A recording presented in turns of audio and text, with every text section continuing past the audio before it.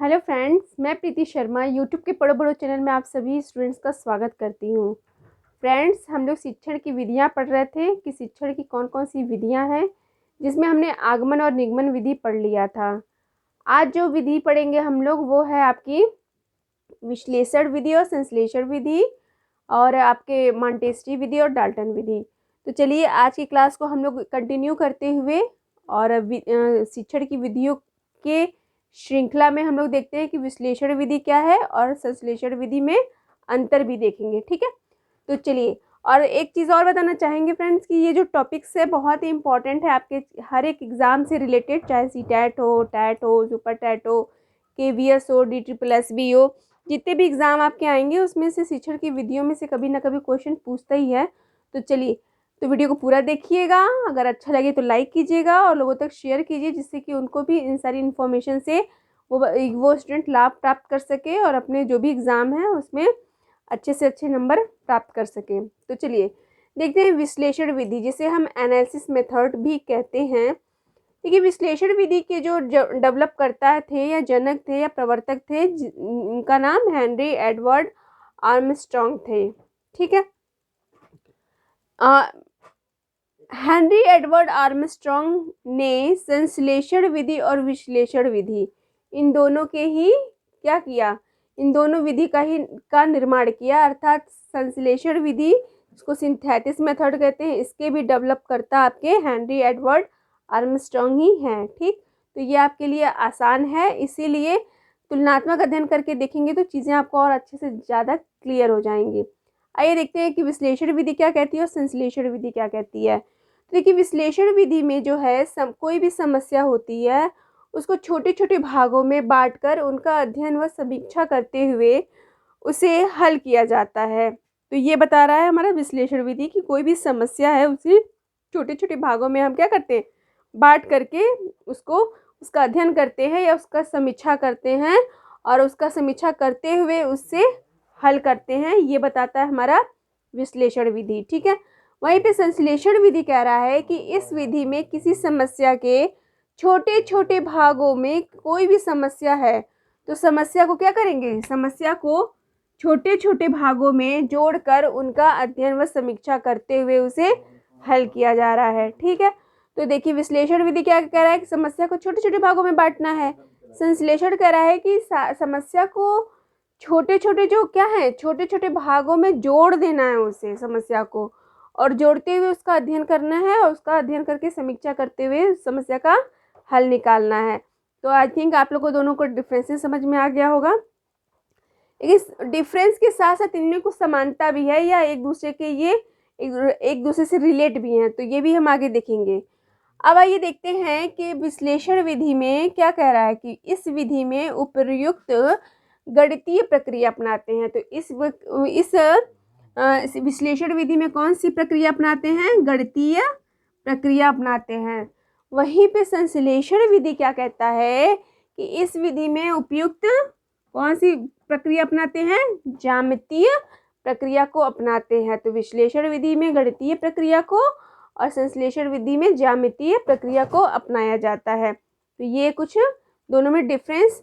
आ जाइए देखते हैं कि ये दोनों समान किस तरह से है, ये दोनों एक दूसरे के सहयोगी कैसे हैं। तो देखिए यहाँ पे कुछ नोट्स मैंने दे रखे हैं जो कह रहा है कि विश्लेषण तथा संश्लेषण विधि एक दूसरे के पूरक हैं। ठीक है, एक दूसरे के पूरक है, मतलब एक दूसरे से जुड़े हुए हैं, एक दूसरे के बिना अधूरे हैं। अब पूरक जैसे कहते हैं ना कि जैसे एक सिक्के के दो पहलू कहते हैं ना, तो वैसे ही क्या है, ये पूरक हैं विश्लेषण और संश्लेषण विधि। विश्लेषण कर लेने के बाद ही संश्लेषण का कार्य होता है। अर्थात जब भी हम कोई कार्य करते हैं या कोई भी प्रक्रिया करते हैं या कोई भी विधि अपनाते हैं तो उस विधि में पहले हम विश्लेषण विधि को अपनाएंगे और उसके बाद संश्लेषण विधि को अपनाते हैं। इसका ज़्यादातर हम जब प्रयोग करते हैं टीचिंग मेथड में करते हैं, टीचिंग मेथड तो है ही, टीचिंग में करते हैं। जब भी हम शिक्षण कार्य करते हैं और जैसे आप लेसन प्लान बनाते हैं तो लेसन प्लान की मैंने स्टेप बाय स्टेप सारे चरण आपको बताए हैं, वो आपके लिए बहुत ही इंपॉर्टेंट है और उससे कभी कभी क्वेश्चन पूछता ही है। टैट में ये क्वेश्चन पूछा है लेसन प्लान के चरण। ठीक है, तो लेसन प्लान का जब चरण हम बनाते हैं तो उन चरणों में जब शिक्षण विधियों की बारी आती है तो शिक्षण विधियों में विश्लेषण विधि आता है, उसके बाद संश्लेषण विधि आता है। तो ये चीज़ें आप ध्यान रखिएगा। चलिए इसके आगे देखते हैं। तो यहाँ पे प्रोफेसर यंग महोदय जो हैं, प्रोफेसर यंग महोदय भी विश्लेषण और संश्लेषण विधि के बारे में कुछ कह रहे हैं। तो चलिए देखिए क्या कहते हैं यंग जी। यंग कहते हैं कि संश्लेषण विधि द्वारा सूखी घास से तिनका निकाला जा सकता है। संश्लेषण विधि क्या करता है, क्या कर सकता है कि सूखी घास से तिनका निकाल सकता है। अर्थात इस विधि के द्वारा सूखी घास से तिनका निकाला जा सकता है, लेकिन परंतु विश्लेषण विधि में स्वयं तिनका घास से बाहर निकल जाता है। अर्थात विश्लेषण विधि को जब हम अपनाते हैं तो क्या होता है कि इस विधि में स्वयं तिनका घास से ही क्या होता है, बाहर निकल जाता है। तो ये कहना है यंग महोदय का। ठीक है, अब आ जाइए नई विधि हम दूसरी देखते हैं, मारिया मांटेस्टी विधि। तो मारिया मांटेस्टी विधि को देखते हैं, जो बहुत ही महत्वपूर्ण विधि है और एग्जाम में इससे रिलेटेड क्वेश्चन आते हैं। अब इससे आप पूछेंगे क्वेश्चन क्या आता है, तो मांटेस्टी विधि के जो है जनक कौन है, मांटेस्टी विधि के प्रतिपादक कौन थे, ये। फिर अगर मारिया मांटेस्टी का भी क्वेश्चन आता है तो उसमें पूछता है कि मारिया मांटेस्टी कहाँ की रहने वाली है। तो मारिया मांटेस्टी इटली की रहने वाली है। ये क्या थी, तो ये एक चिकित्सक भी थी और एक शिक्षाविद भी थी, जो मंदबुद्धि के बालकों के लिए कार्य करती थी, प्राइमरी लेवल तक के लिए, छोटे बच्चों तक के लिए। तो चलिए आइए इन्हीं के कुछ विधियों को देखते हैं।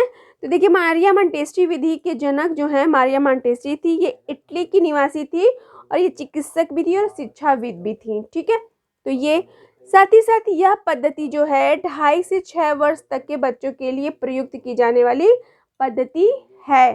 ठीक है, मारिया मांटेस्टी ने छोटे बच्चों को, जैसे हमने आपको बताया, छोटे मंदबुद्धि बालकों के लिए इन्होंने कार्य किया शिक्षा पे। तो इनकी जो है विधि जो है कहाँ तक के लिए कारगर है, 2.5 से 6 वर्ष तक के बच्चों के लिए उपयुक्त है। ठीक, उसके बाद इसका विकास क्रम देखते हैं कि इसका विकास जो है रूस विश्वविद्यालय में मंदबुद्धि बालकों की शिक्षा हेतु किया गया। डाल्टन विधि का विकास कहाँ, रूस विश्वविद्यालय में किया गया, मंदबुद्धि बालकों की शिक्षा के लिए। ठीक है, आ जाइए आगे देखा जाए कि अगर ये कह रहे हैं कि बालकों की शिक्षा के लिए किया गया, जो बाद में सामान्य बुद्धि बालकों के लिए शिक्षा में उपयोग में लाई गई।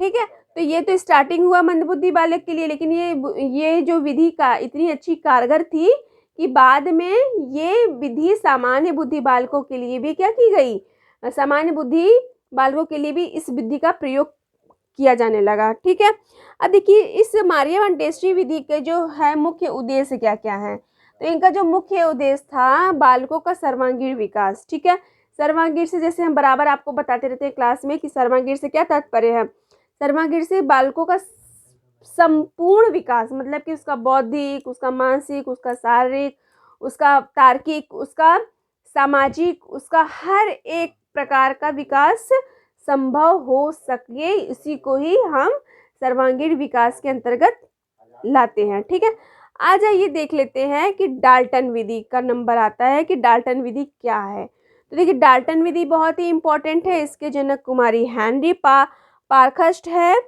और इस विधि का उद्देश्य क्या है, तो इस विधि का उद्देश्य कक्षा में होने वाले शिक्षण के दोषों को दूर करने हेतु इस विधि को लाया गया पारखव के द्वारा। ठीक है, इसमें अध्यापक द्वारा कुछ निर्धारित असाइनमेंट दिए जाते हैं जो विद्यार्थियों को एक समय के भीतर करके देना होता है। ठीक है, साथ ही साथ ये कह सकते हैं कि कार्य की करने की पूर्ण स्वतंत्रता अध्यापक देता है इस विधि में। तो डाल्टन विधि क्या कर रहा है कि जो भी कार्य हो रहा है कक्षा में, वो उसमें शिक्षण के दोषों को क्या करना है, दूर करने हेतु इस विधि को लाया गया, जिसमें अध्यापक कुछ बच्चों को असाइनमेंट देता है एक निश्चित समय अवधि के अंतर्गत और बच्चों को उसे पूरा करना होता है। ये बताता है हमारा डाल्टन विधि। ठीक है, इसमें बालकों को पूरी स्वतंत्रता होती है अपने विचार और अभिव्यक्ति और अपने मत को रखने के लिए इस असाइनमेंट में। तो ये हमारा डाल्टन विधि। तो इसी तरीके से हमारे और भी विधियां हैं जिसे हम एक एक करके देखते जाएंगे, और मात्र दो क्लास या एक क्लास और होगी जिसमें हम हमारे मोस्टली सारी विधियां ख़त्म हो जाएंगी जो आपके इम्पोर्टेंट है बहुत ही एग्ज़ाम के दृष्टिकोण से। तो वीडियो को पूरा देखिए और समझिए चीज़ों को, बहुत सरल है।